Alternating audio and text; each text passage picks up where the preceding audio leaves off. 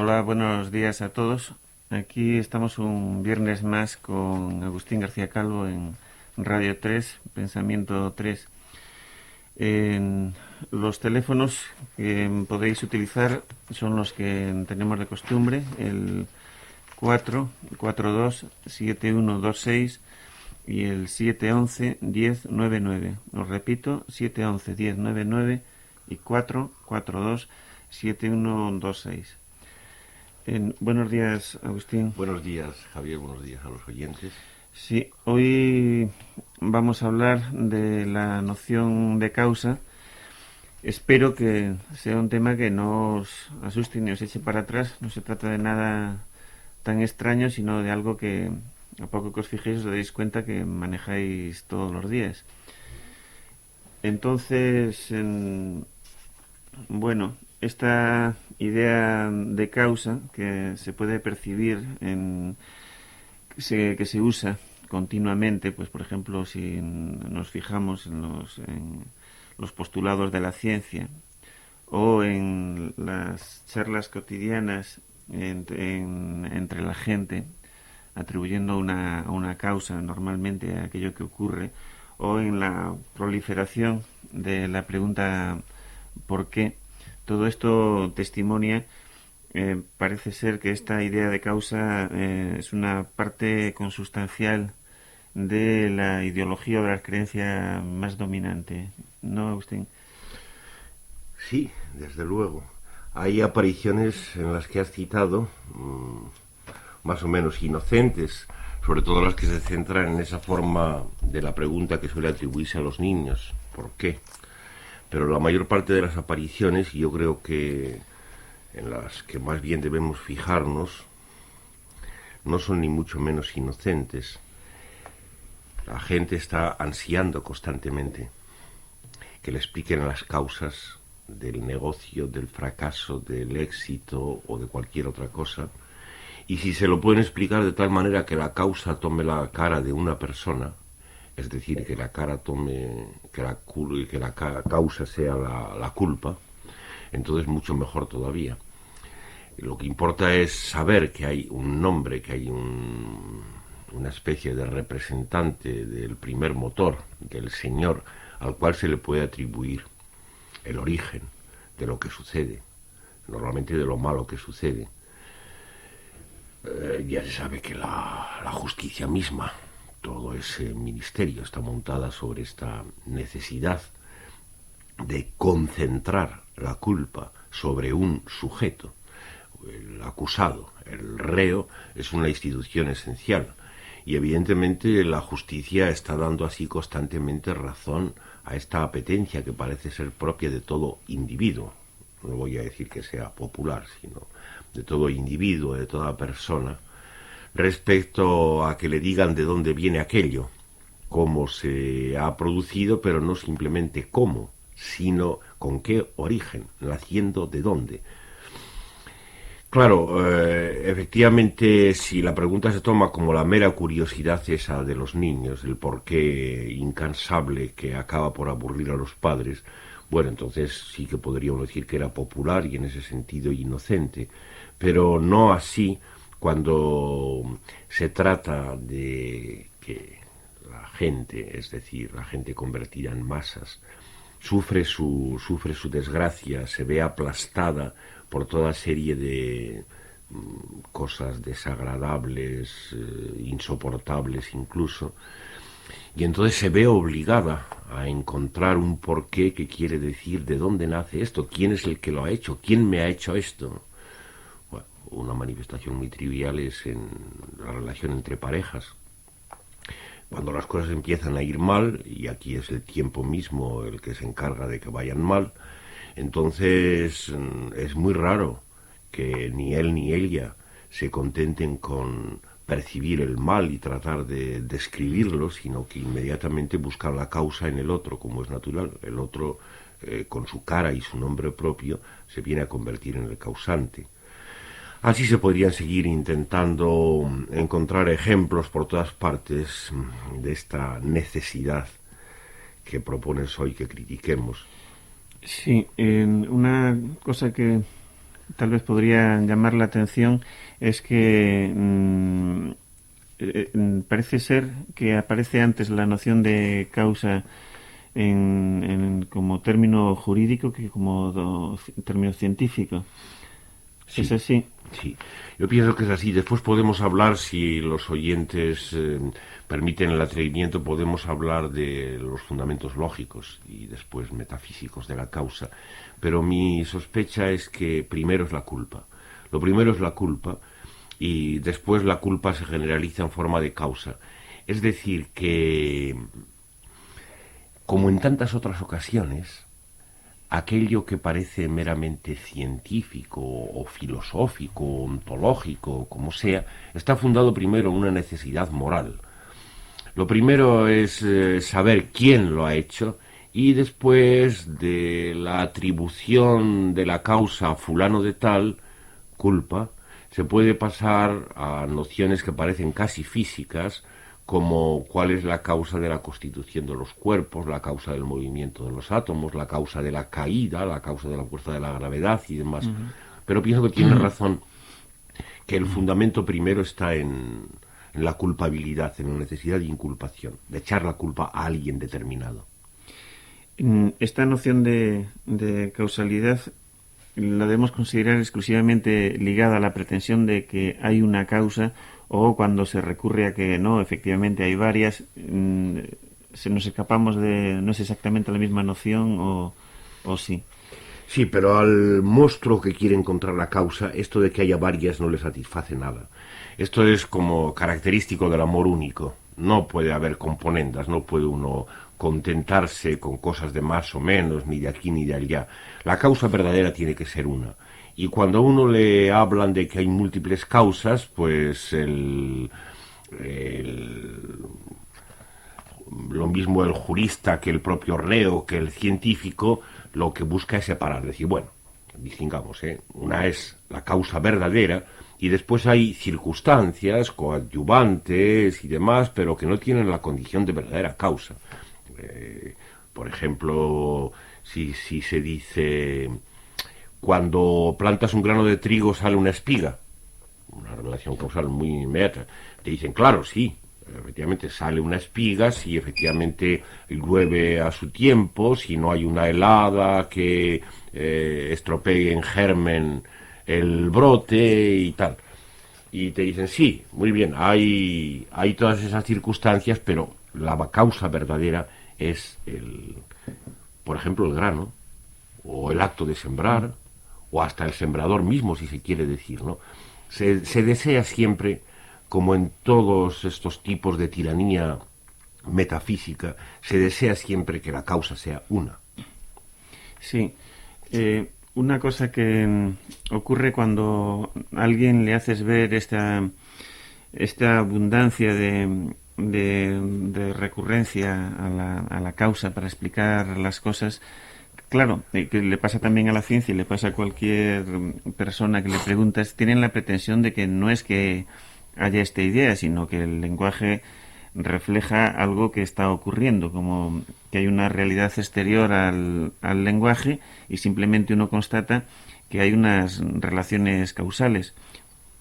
Por ejemplo, se dice pasan hambre porque ha habido sequía o no come porque está triste, pero con la pretensión de que es algo completamente exterior a la idea de causa. Sí, sí, ese es un paso fundamental. Es decir, dentro de un momento, si nos da tiempo, voy a proponer que las cosas sean del revés. Es decir, que las causas estén en el lenguaje, en la manera que enlazamos unas oraciones con otras. Pero, por supuesto, el monstruo individual y masivo que tiene necesidad de causa no puede contentarse con eso. Tiene que hacer exactamente lo que has dicho.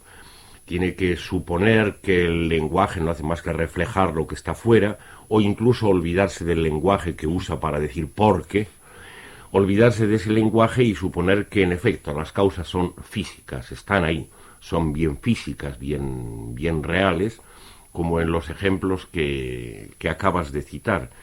Es un caso ilustre, tal vez es el más ilustre de todos, de transformación en física de algo que a lo mejor era simplemente lógica, pero que esta necesidad efectivamente tiene que transformar en física. Aún diríamos a parar si empezáramos a creer que fulano es causante de tal cosa solo porque se dice que es causante de tal cosa.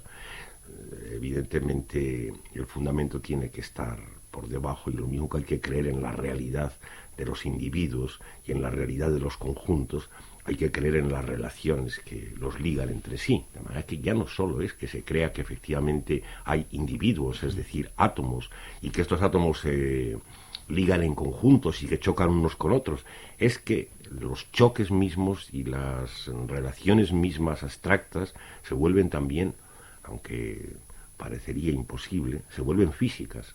Las relaciones de causa son efectivamente como si fueran un hilito, como si fueran una especie de hilito de acero que uniera unas cosas con otras. Sí, ¿de qué modo podríamos establecer una relación, por ejemplo, entre sequía y hambre o entre falta de apetito y tristeza que no fuese causal?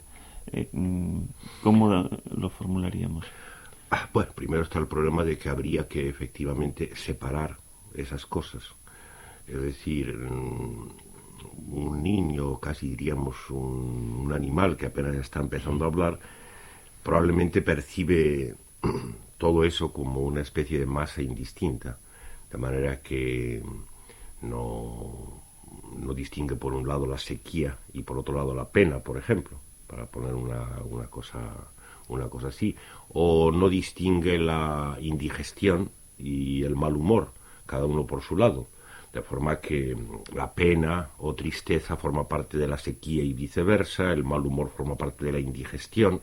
Así que lo primero que se hace es separar, y una vez que se ha separado, entonces ya, pues como siempre, se establece después del análisis la síntesis. Entonces ya las dos cosas a su vez se enlazan entre sí, y se enlazan preferiblemente de esa manera. Primero es la sequía y después la pena. No vaya alguno a creer que primero empieza la gente a ponerse triste y que así se producen las sequías, como a alguien puede ocurrírsele, porque esto de invertir la relación de causa también se da mucho, ¿no? O no vaya uno a pensar que es el mal humor lo primero y que luego es el mal humor produce la indigestión, cosa que ya es mucho más fácil de pensar. Aquí la vuelta del revés de la relación de causa está muy a la mano. Bueno, pues si te parece, mientras se animan los oyentes a comenzar a participar, nos haces los recitados que vienes haciendo. Si no hay todavía voces, vamos a hacer esto de cambiar de lenguaje, ya que no de onda, aunque tal vez a veces pienso que a los oyentes les puede costar un pequeño esfuerzo, es un salto, esto de saltar una cosa a otra. Por un lado puede venir bien, para que la hora no resulte tan exclusivamente dedicada al razonamiento y la discusión, pero evidentemente son dos maneras de lenguaje tan distintas que no me extrañaría que alguno de los oyentes se quejara de demasiado salto y que no puede ponerse de repente en condiciones de oír poesía cuando está oyendo razonamiento. Bueno, de momento yo no he recibido ninguna queja en ese sentido, más bien al contrario, parece que sí se agradece que... Pues vamos a ver, una vez que ya con este intervalo hemos preparado un poco a los oyentes para el cambio de lenguaje, con esta en que se describe aparentemente la experiencia de una noche por allá por los Pirineos catalanes, más bien de la otra parte, de la parte francesa.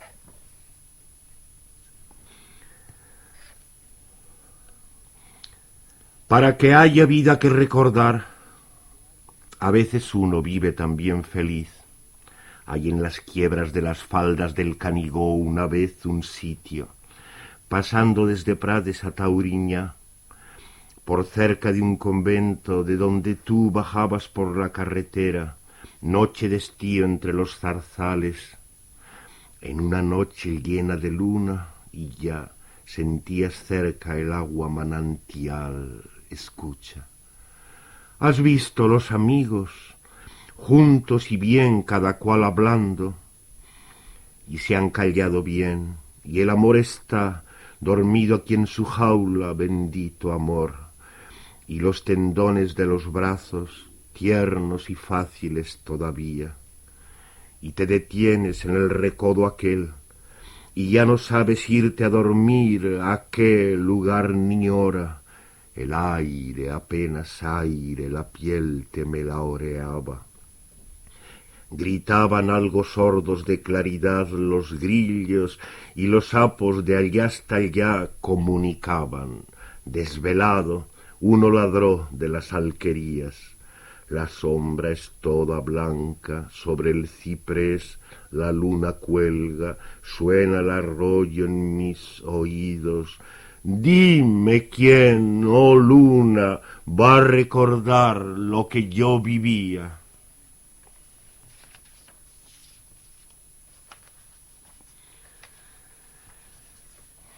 Y esta otra en que se produce un enfrentamiento entre Dios, el que es, y el otro.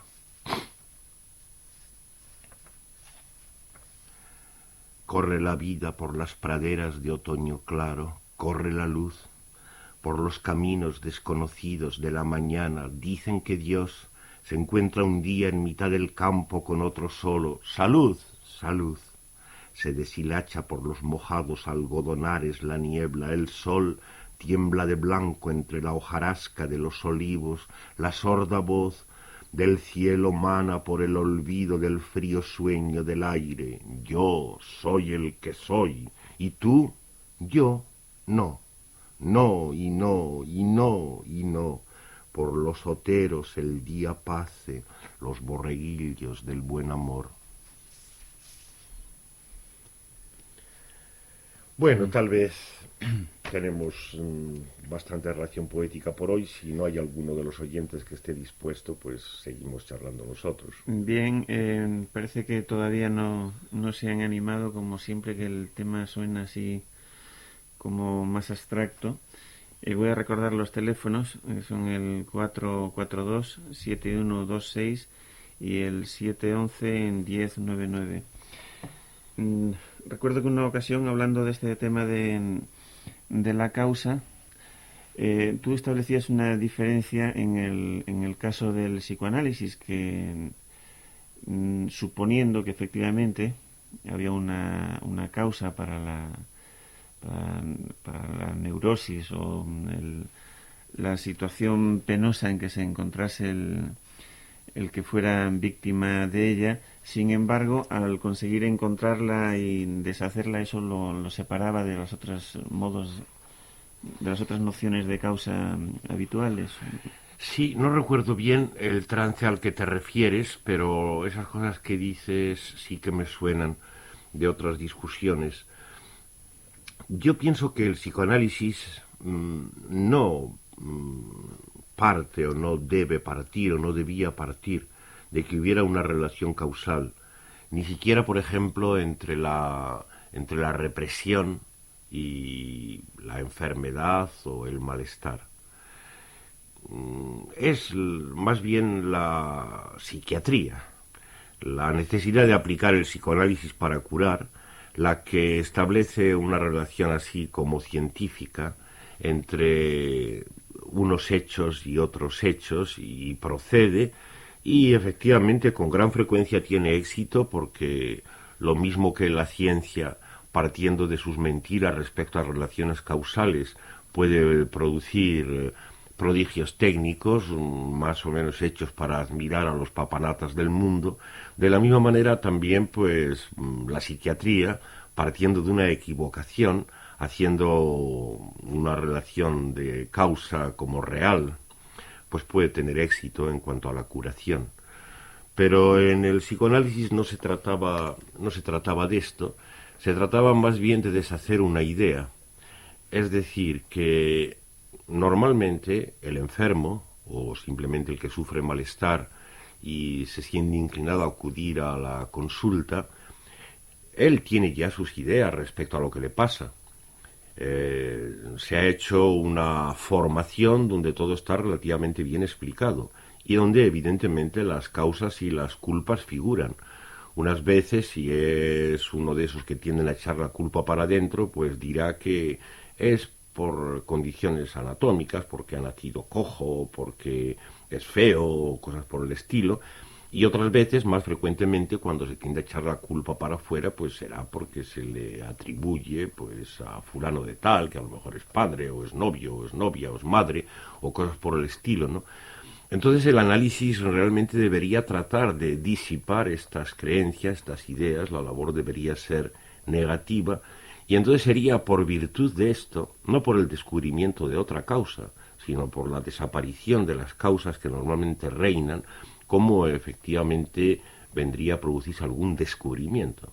Un descubrimiento que no implicaba necesariamente salud, tampoco lo contrario, pero en todo caso que era un descubrimiento que venía a contribuir a esta labor de deshacer el alma o deshacer el yo en la medida que se puede, que debería haber sido la función del psicoanálisis. Sí, parece que tenemos ya alguna llamada. Vamos entonces con la primera de ellas. Hola. ¿Hola? Sí, hola. Vamos a ver. Esto es a propósito de una cosa que dijo el señor García Calvo.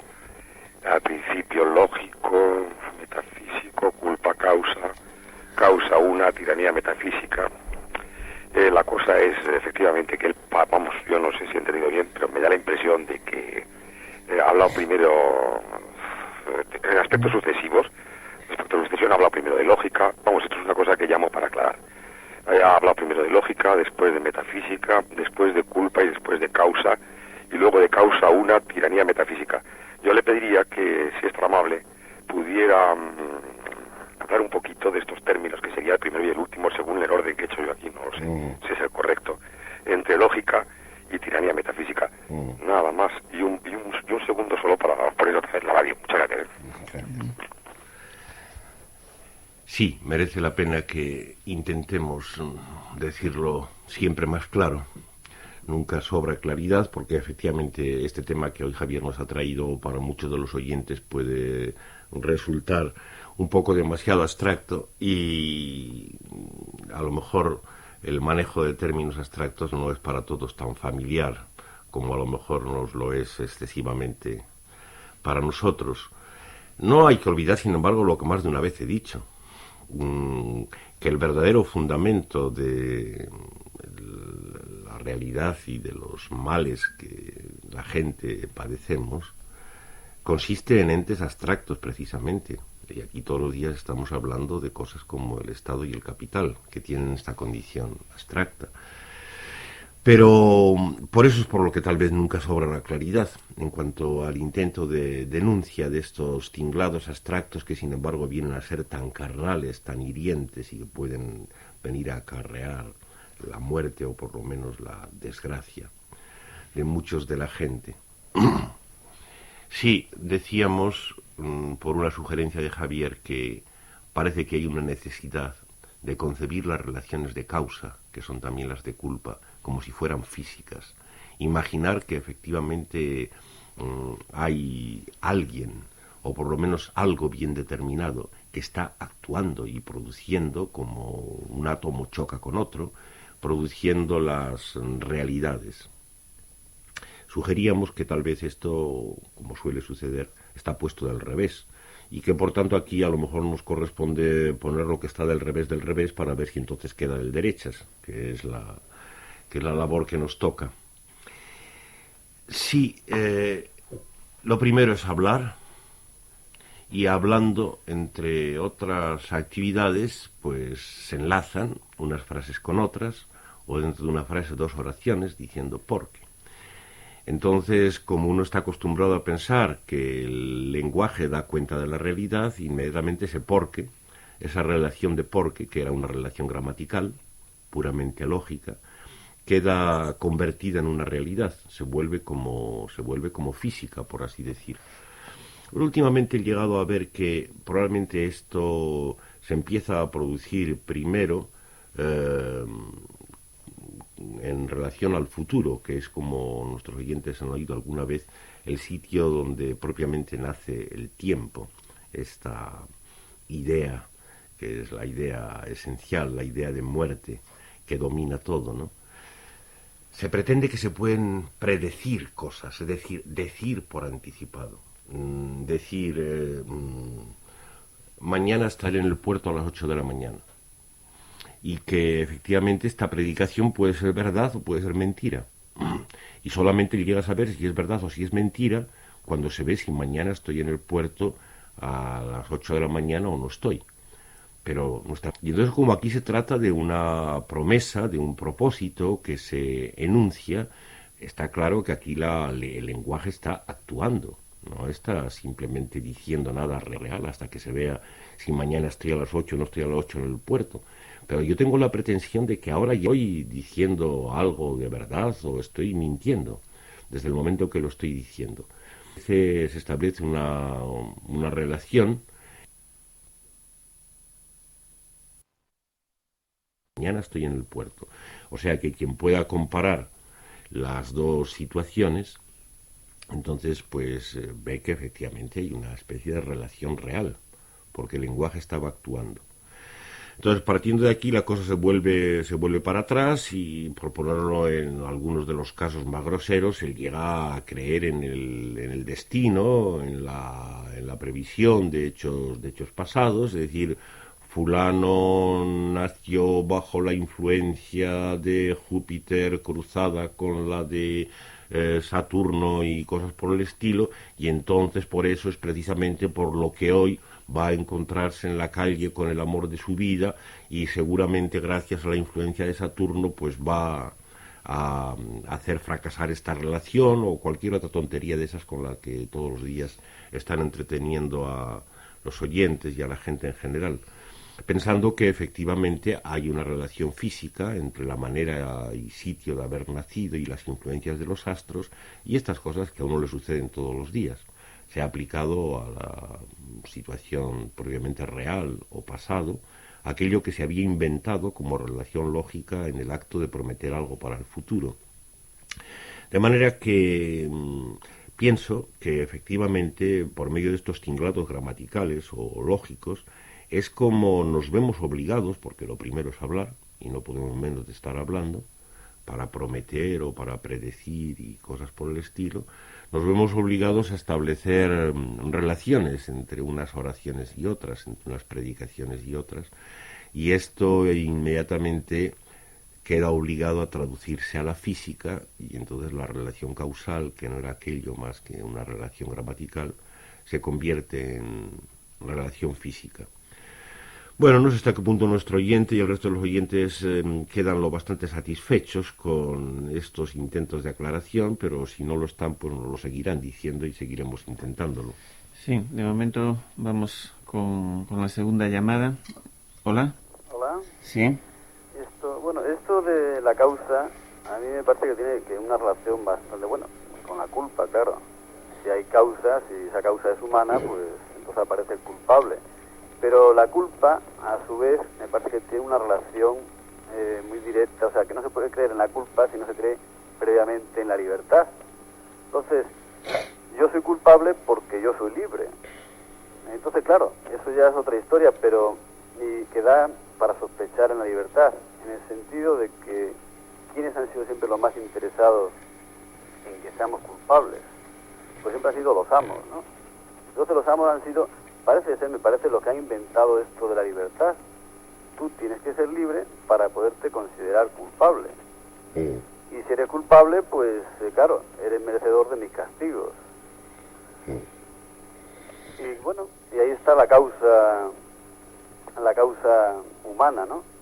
Que bueno, en el sentido que no se creyese en la libertad, no habría culpa y por supuesto no habría esa causa humana. Las causas no sé por dónde vendrían, pero de luego humanas no serían si no fuésemos libres. Y como digo, sospecho bastante que han sido siempre los tiranos y la Inquisición, por ejemplo, los que más han apoyado eso de la libertad. Muy bien. Muy bien, está muy bien dicho. Quédate un momento si quieres para que me ayudes a seguir desenrollando este ovillo, porque ha sacado un punto muy esencial. Supongo que tú mismo te das cuenta de que en realidad los tiranos, como tú dices, a lo que están obligados es a imponer dos ideas que se dan de cachetes entre sí, dos ideas contradictorias.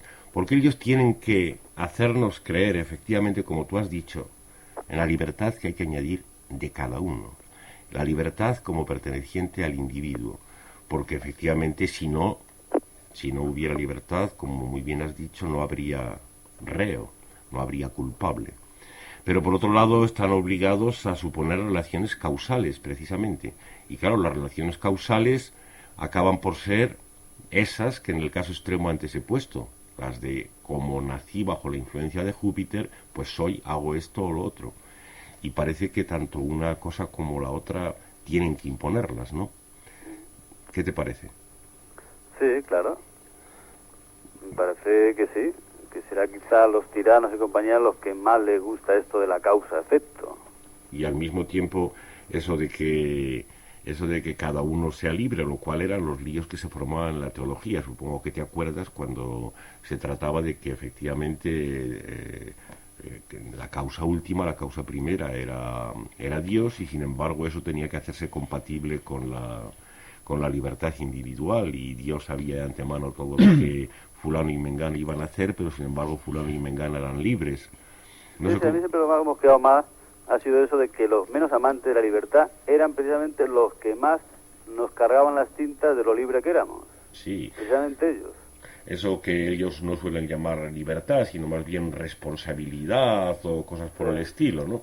Que en definitiva pues es la imposición de la idea de causa. Hay que ver que cuando se dice libertad de esta manera que tú lo estás diciendo, pues está tomándose uno la libertad efectivamente en el sentido que ellos quieren, es decir, como una responsabilidad y como una capacidad para producir efectos. Se olvida que libertad a lo mejor no quiere decir más que algo negativo, es decir, algo que implica la desaparición del individuo mismo y de su responsabilidad. No sé si me sigues en esto. Sí, bueno, como que siempre nos dan la libertad de una manera absoluta, que somos absolutamente libres, cuando quizá la libertad no sea tan absoluta, nos da libertad de ciertas cosas, de no ir hoy a clase o de no ir hoy al trabajo, pero no absolutamente libres, por supuesto. Sí, estamos condicionados por los demás, por, yo qué sé, todo lo que nos han enseñado, etcétera. Sí, sería la libertad incluso en último término de no ser uno el que es, que sería el extremo de la negación y por tanto de liberación. Pero por el contrario, ellos tienen que hacernos creer que cada uno es cada uno. Y para que cada uno sea cada uno, en esto tal vez no hemos insistido bastante, es necesaria esta idea de la responsabilidad, es decir, de que uno es responsable de sus actos, si no uno no es uno. Algo por este sentido. O sea, no sé si hasta qué punto queda claro que la propia existencia de mí como siendo el que soy requiere que yo sea culpable. Si no soy culpable, no soy nadie. ¿O no ves bien claro cómo digo esto? Bueno, eso de que uno no es uno no está nada claro, ¿no? Porque si uno llora es uno, si uno ríe es uno, si a uno le duele a uno, ¿no? Entonces, no es lo que dices tú, que uno no es uno. Sí, pero bueno, teóricamente igual, pero en la realidad, si a mí me duele a mí. Ya. Aunque me duela lo que te pasa a ti. Ya, pero de esas maneras, desde luego, eso no serviría para el capital y el Estado. Eso con reírse y tener y sentir dolores y eso no bastaría. No, para que uno esté bien constituido, uno tiene que ser culpable. Si uno no es culpable, no es el que es. No sé si esto se dice lo bastante claro. Claro, el pueblo le vuelve la pelota a Dios, el pueblo le vuelve la pelota a Dios y lo declara a él, precisamente, que es el ente de los entes, el ente más real, lo declara culpable de todo. Pero lo primero es que cada uno tiene que ser culpable y gracias a eso, gracias a ese pago, pues es el que es. Gracias a eso tiene su documento de identidad y está bien situado, ¿no? Porque con cosas como esas, como llorar y reírse, no basta, Esas no son lo bastante individuales, lo bastante personales, ¿no? Bueno, también uno el que se examina, el que aprueba, el que suspende, eso es. El que pasa la prueba de que nos hayan puesto, etcétera, ¿no? Sí, esas son las condiciones esenciales, esas son las que de verdad le hacen a uno ser el que es, ¿no? Y claro, ahí en todos esos casos uno es responsable. Si a uno lo suspenden, ya puede intentar echar la culpa para afuera de que le han examinado mal y tal, pero ahí estaba uno demostrando quién era, demostrando que sabía lo que tenía que saberse y gracias a eso tratando de conquistar su puesto. Bueno, de acuerdo, pues gracias por la contribución. Ya puedes seguir por la radio si te parece. Vale, Y hasta luego. hasta luego. Hasta luego. Sí, no quiero dejar pasar la ocasión sin recordar un ejemplo reciente bastante siniestro de este doble intento de meter la idea a la gente de determinación y de libertad. Recientemente, una gente que tiene empresa del Estado se ha puesto en huelga de hambre y han salido unos filósofos a la palestra cuando el Estado no quería que se les murieran, claro, sería un escándalo. Han salido a defender la libertad individual de los presos, su derecho a suicidarse, lo cual parece una cosa bastante sangrante en un momento en que precisamente están presos, que se hable se pretenda vender la idea de la libertad individual. Sí, es muy curioso, ha hecho muy bien sacar ese ejemplo. Yo no lo había seguido mucho, pero efectivamente esa defensa hasta darse la muerte, dejarse morir de hambre, eso parece que es la defensa de lo más sagrado de cualquier democracia y de cualquier cosa del mundo, ¿no? Está bien que esos filósofos políticos aparezcan ahí, ¿no? Pero nuestros oyentes ya van viendo un poco el engaño que en esto hay, sí. Vamos con otra llamada. Hola. ¿Hola? ¿Sí? Mire, soy Antonio, llamo desde Valencia. Hola. Y estaba oyendo el programa y se me ha ocurrido, como he oído también... Óigame. Sí, sí. Sí. Como he ido al que está con ustedes ahí conversando sobre el tema de la libertad y el deseo y la culpa, y que también ha dicho el compañero que ha llamado, como le he oído leer algunas poesías, yo es que tengo aquí una poesía que podría ir a lo mejor a colación con el tema. No sé si se podría... Sí, es breve. Pues son 18 versos. Bueno, pues adelante. Pues la poesía es lo siguiente: calamidad del destino soñado, sueño perdido, realidad dada, absurda conformidad en la nada. Solo crear realiza el favor del tiempo, se añaden fantasías, ensoñaciones, estímulos del hoy, vocaciones, mas lo busco y apenas lo hallo, lo deseo mas escapa de mi lado. Deberes son anticipaciones del anhelo. En este espacio del dolor oprimido, mientras espero por lo que creo robado, minúsculos movimientos desarrollan las potencias del saber albergado. Y será en su tiempo que el favor llegará, y es un sagrado deber saber esperar, pues semejante tensión en la templanza aporta su inspiración. Muy bien. Bueno, pues nada, gracias por la contribución, que efectivamente pues es una voz de un alma en conflicto, como son todas las almas. Y no sé si tendremos alguna otra alma por ahí que nos esté esperando.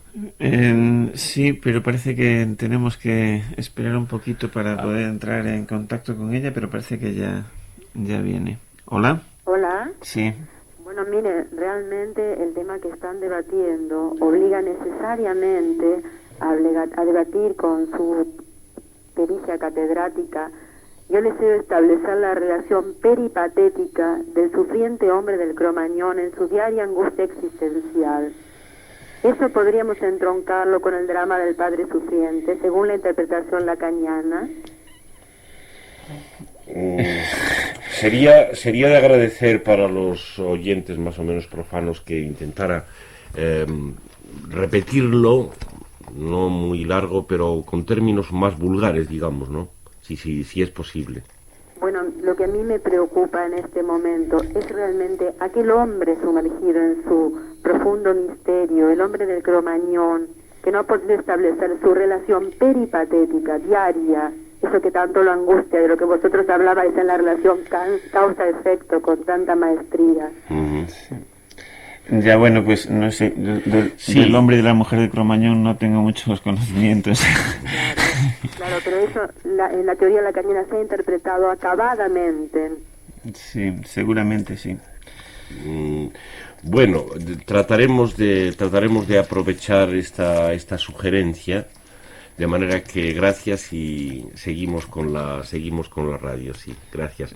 Sí, en realidad tal vez una interpretación que parta de un hombre de Cromañón supuestamente incapaz de estas relaciones peripatéticas diarias ligadas por relaciones de causa-efecto, como nuestra oyente dice, sería algo que, si fuera una interpretación válida, se trasladaría inmediatamente, de manera que el hombre de Cromañón fuéramos nosotros. Pero a nosotros lo que nos pasa es que estamos justamente ligados por esas relaciones peripatéticas y por estos hilos de causa-efecto en los que nos enredamos, y que son justamente los que estamos aquí tratando de denunciar y de atacar. Sí, bueno, estamos a la espera de entrar en contacto con otro oyente que nos habían llamado y no sé si lo tenemos ya dispuesto. Todavía no. Hay que contar con la interferencia de cosas que no son causas, pero que son interferencias, y esto es muy importante, tales como estas dificultades técnicas.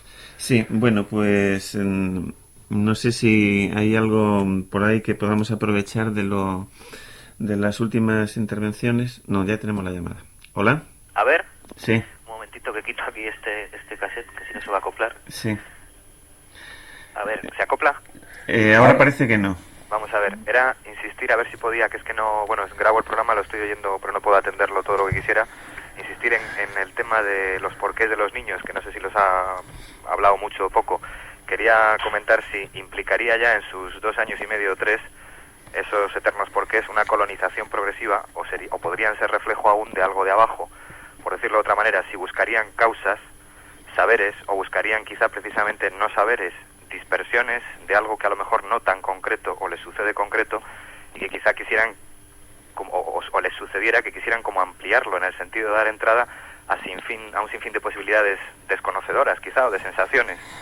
O dicho de otro modo también quizá sus preguntas serían lenguaje que está hablando, y si es así, pues de qué modo a lo mejor los adultos podríamos negarnos a darles respuestas matadoras, digamos, ¿no? De qué modo podríamos no sé, estar en esa secuencia suya, y pues no contribuyendo a que estuvieran cada vez más colonizados, sino quizá menos, ¿no? Diciendo quizás no sés constantes, no sé, o sea, ayudarles con no sés muy simpáticamente dichos o algo así. Bueno. No sé si se ha entendido bien. Se ha entendido muy bien, y además te Yo pido... es que te oigo muy lejos, pero de todas maneras... Sí, si se ha entendido bien, y si no oyes demasiado mal, espera todavía un poco por si podemos... Oigo muy bajito, pero vamos, oigo, a ver. Sí, efectivamente no se había insistido lo bastante en esto y ha hecho muy bien en sacarlo. Al principio lo que había dicho es que frente a las búsquedas de causa y de culpa representadas por la justicia y por la opinión de las masas y de los individuos, el porqué de los niños era relativamente inocente, esto habíamos dicho, y ahora esto hay que enlazarlo con lo que tú has sugerido con más precisión, si puede haber en ello algo que venga de abajo. Efectivamente, pienso que lo hay, aunque la pregunta tome la forma de por qué, que parece tan decididamente causal, a pesar de ello. Alguna vez he recordado que como esta forma del interrogativo ¿por qué? Es una invención moderna, tal vez un niño griego o incluso latino no podría realizar esa actividad valiéndose de ninguna pregunta causal, tendría que preguntar simplemente ¿qué? ¿No? Ti est o quid est serían las formas que tendría que tomar la cosa en un niño, porque en latín y en griego no hay todavía una pregunta por qué tan definidamente formada. Tú has sugerido, creo, lo esencial.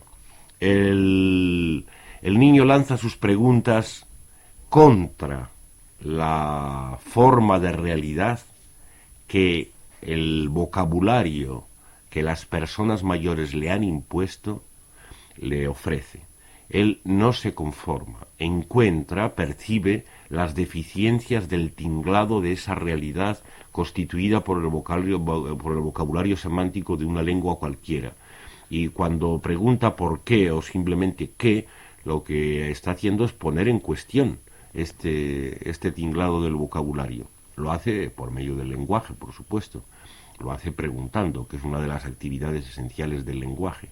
Pero lanza sobre eso. Lo malo de la cuestión es que parece que los adultos, aunque nunca pueden responder a la intención profunda de esta pregunta, que es el descontento con la explicación de la realidad, sin embargo sí que tienen armas para callar a los niños. Es decir, le dicen, pues a los bebés los trae la cigüeña de París, o les explican, por el contrario, la versión científica, y les dice, es que mamá hace esto y papá hace esto en mamá, y entonces se empieza a desarrollar esta cosita y tal. Y entonces el niño no es que quede satisfecho, pero a lo mejor se calla. Y como de lo que se trata es de que se callen los niños, pues la cosa funciona en ese nivel sumamente práctico. No sé qué es lo que dejo fuera de lo que planteabas y hasta qué punto sigues conmigo en esto. Pues creo que te he seguido bastante. constante. El tema es que como se oye tan sumamente lejos, creo que se me han escapado aspectos. Has comentado entonces si quizá tendríamos que dar, no sé, constantes o algo así, o serviría de algo. Bueno, habría que tener una paciencia infinita. Es decir, el porqué de los niños tiene esta virtud, que es que pone malos a los madres y a los padres y a los profesores y a los maestros. En todo caso, yo lo que pienso que no habría que hacer, no tengo ninguna recomendación positiva como siempre, pero sí muchas negativas. Lo que no habría que hacer es lo que se hace, que es darles explicaciones antes de que las pidan, proponer relaciones causales para de esta manera evitar el peligro de que pregunten. Esto es lo que hacen no solo los padres, sino todas las instituciones educativas, académicas, que están destinadas a esto. Dar las respuestas antes de la pregunta. Habría que, de verdad, tener confianza en el pueblo y en que los niños están más cerca del pueblo, y que por tanto que cada vez que preguntan uno puede estar aprendiendo algo, y entonces no estar haciendo constantemente confesiones del tipo no sé, pero simplemente no acallar por la violencia de la respuesta previa, no acallar las preguntas, no estar convencido de que se sabe cómo es el mundo, porque en verdad no se sabe.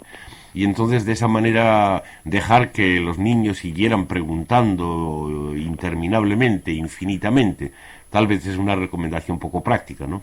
Sí, no, si los no sé, esos que los que yo aludía eran más no del tipo de acabar como con sensación de enfado callándole, sino lo contrario, ¿no? Como diciéndoselo de una manera lo suficientemente, no sé, clara, abierta, para que incluso sea gustoso ese juego de la pregunta, ¿no? Sí. Sí, reconociendo esto, que en realidad la pregunta es siempre mucho más sabia que cualquier respuesta que se le pueda dar, y que por tanto un adulto, gracias a lo que pueda conservar de niño, puede seguir aprendiendo de esas preguntas, sintiendo resucitar en él mismo aquella prehistoria en que él también planteaba esas preguntas. Algo en ese sentido. De acuerdo, gracias. Bueno, salud. A salud, hasta luego. Vamos con otra llamada. Hola. Buenos días. Buenos días. Bueno, mandaros un abrazo afectuoso a los dos. Igual, sí. Vale, quería señalar algunas ocurrencias que he tenido ahora mientras os oía. Primero, una cosa que ha dicho Agustín, lo de que las relaciones definen y confirman a la partícula, ¿no? O al individuo, ¿no? Eso de que si la culpa es de fulano de tal o fulano de tal es el culpable, bueno, pues además de ser culpable, pues así es más fulano de tal todavía. Exacto, sí. Y luego otra cosa, bueno, eso, que la similitud que hay entre causa y consecuencia, que vamos, a mí me parece que son exactamente lo mismo pero con distintas palabras, ¿no? No sé, un empujón desde adelante o desde detrás, eso es lo que me parece, ¿no? Sí. Y pues eso, que contribuyen pues al encadenamiento, pues eso, y luego claro, todas las palabras que tienen relación con esto, ¿no? Pues yo que sé, destino, previsión, necesidad, poder, control, ¿no? Y alguna cosa más que tengo por aquí. Espera un poco mientras no te quites del teléfono, porque voy a aprovechar sobre todo esta segunda sugerencia, y mientras tanto, si buscas en tus notas, nos puedes traer algo más. Sí, es muy importante esto, porque se piensa que se hacen las cosas por causas que no solo son empujones de atrás, sino que también son tirones desde adelante. Nuestro oyente lo ha dicho bastante claro. En definitiva, Aristóteles, que como siempre suele representar una especie de confirmación de las ideas dominantes, las ideas de la masa, pues desarrolló aquello de las causas finales que se complementaban con las causas eficientes, es decir, las que son tirón desde adelante con las que son empujón de atrás. Y es curioso, tú mismo lo has dicho, que la palabra destino, que por un lado tiene el sentido que antes hemos comentado a propósito de predicciones astrológicas, de que hay algo que te condiciona desde atrás y te hace seguir para adelante, en el lenguaje vulgar se dice en el sentido del destino que le espera a uno, es decir, que se le pone por delante, y que incluso a veces es un destino que consiste en una colocación, el destino, como se decía en otros tiempos, de un funcionario a tal o cual cuerpo o a tal o cual sitio, ¿no? Efectivamente, son dos formas del mismo truco, las causas eficientes y las finales. Y si no fuera un poco demasiado abstracto y tan tarde tal vez pues, se podría intentar ligar esto con lo que antes he tratado de explicar de cómo este truco nace con respecto a la predicción de futuros. No sé si has encontrado ya alguna cuestión más que quisieras sacar. Esto del futuro que estabas diciendo también me parece importante, ¿no? Porque lo que está claro es que esto de saber las causas, pues siempre es exactamente, es una previsión, o sea, es un poco la creencia en los resortes, o sea, que uno ha visto los resortes de lo que ha pasado en el pasado y para proyectarlo siempre hacia adelante, pues para que, pues eso, pues para que las pistolas sigan disparando igual de bien y todas esas cosas, ¿no? Sí. Un poco, pues que la técnica es lo que está aquí entre medio, ¿no? Y si no fuera por la técnica, pues, bueno, por lo menos, claro, no lo sé, digo, por lo menos si no estuviera aquí la técnica a lo mejor por medio, pues eso del futuro a lo mejor no estaría tan claro, o no lo sé. Sí, y además, aparte de la técnica, está en la ciencia misma, está la cosa, porque tú has oído hablar muchas veces de que hoy día el único criterio que demuestra la verdad de una afirmación científica es que se la compruebe, es decir, que se haga, como ellos dicen, una predicción con éxito. De manera que ahí eso es lo que liga las dos cosas. Es decir, ¿es verdad algo que se ha dicho respecto a relaciones pasadas entre hechos ya pasados?